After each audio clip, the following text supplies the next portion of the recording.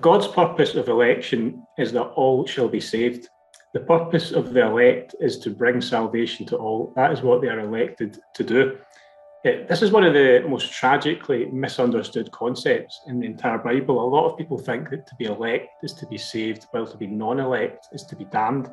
But that is not at all the biblical picture. God's purpose of election begins with Abraham, and right from that beginning point, with this purpose of election, Abraham is called to be a blessing to all the families or nations of the earth. That's in Genesis chapter 12. And Israel, who inherited those promises, was called to be a light to the nations and to bring salvation to the ends of the earth. That's from Isaiah chapter 49. So even in the Old Testament, the purpose of the chosen people, of the elect, is not that they alone are saved, but that they are to bring salvation to the world. That's what they are elected or chosen to do. And this concept of election is evoked in the New Testament by Paul in the 9th chapter of Romans. And here again, we get back to the kind of tragic misunderstanding, because this has become the key Calvinist passage to show that the elect are saved and the non-elect are damned. And you have, of course, God's love for Jacob, his hatred for Esau, vessels of mercy and vessels of wrath. There are branches engrafted from the tree and branches severed from the root of Abraham. And there's a whole theology built around this that kind of ties into the whole eternal conscious torment. What's often ignored, however, or what is entirely ignored actually, is how the story of Jacob and Esau actually ends, and how Paul ties that into his conclusions in the 11th chapter. So how does the story of Jacob and Esau end? Well, there's years of striving and enmity between these two brothers after Jacob stole Esau's birthright and inherited God's promises from their father Isaac. And one day, Jacob is with his wife and children, and he saw Esau approaching with a band of 400 men.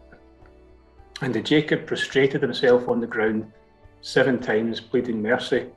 But rather than strike his brother down, Esau ran to meet him and embraced him and kissed him, and they wept.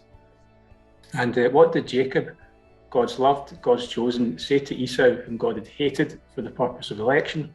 He said, "Truly, to see your face is like seeing the face of God." That's Genesis 33:10. And it is this message of reconciliation and mercy for all that Paul evokes in the story of Jacob and Esau in Romans. The story of election and stolen birthrights mirrors Israel and the church in Paul's day, because Israel, like Esau, the natural heir to the promises, had surrendered their birthright in rejecting Jesus as the Messiah, and they'd become, as Paul put it, a vessel of wrath, severed from the root of Abraham, from which only a remnant was saved. By contrast, the church, full of Gentiles, had, like Jacob, stolen the birthright by coming to faith in Israel's Messiah. And yet Paul says, just as Jacob could look in the face of his brother, the non-elect, and see in his face the very face of God, so Israel will one day be saved by the witness of the Gentiles who had stolen their birthright in coming to Christ. In the Romans 11:26, Paul says, "The fullness of the nations shall come in, and so all Israel shall be saved." And that's why, again, to get back to those who misunderstand this, they focus on the beginning point of the story of election in chapter 9, but they ignore how it concludes in chapter 11. So in Romans chapter 9, it says only a remnant from Israel shall be saved. But by the time Paul concludes in Romans 11, he says all Israel shall be saved. In Romans 9, there are vessels of mercy and there are vessels of wrath.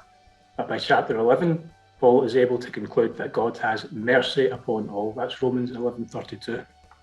So this outworking of mercy and salvation for all is the true biblical picture of God's purpose of election.